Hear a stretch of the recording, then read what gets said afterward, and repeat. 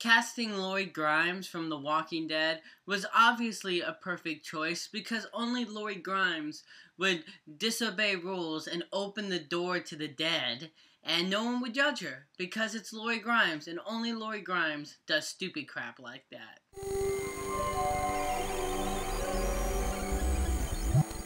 The other side of the door, we follow a grieving mother who's grieving over the death of her son in India when she finds out that there's a temple that you can go to and you can perform a ritual that will allow you to communicate to the dead. And she does this as a way to, to say goodbye to her dead son.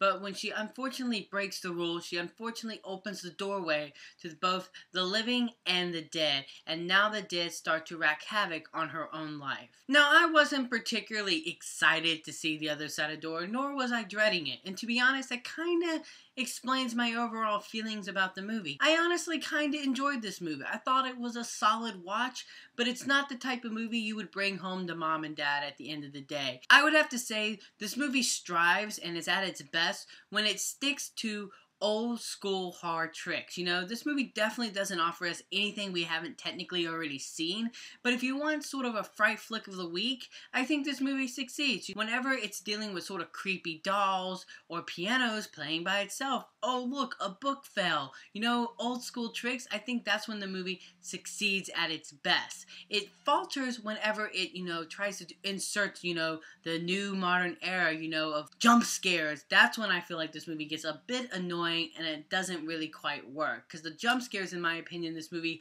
suck. And when I say lame jump scares, I'm referring to those sort of morphing faces with the black eyes, kind of annoying jump scares that happen. Also, I thought it was kind of cool that we got to experience sort of an India folklore. In my opinion, I think this movie does a better job at representing the culture of the movie than, let's say, The Forest did for Japan. As for the performances, I thought all the performances were far better than they needed to be for a horror movie.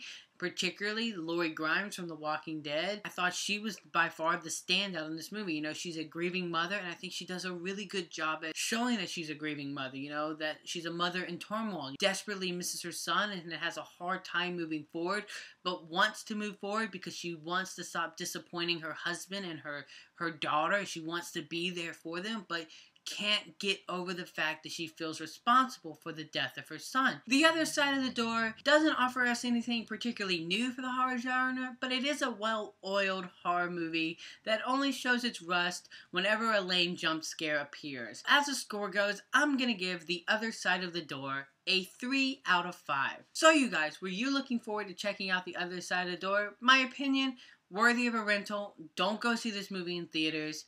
So let me know in the comment section below, what did you think of The Other Side of the Door if you've seen it.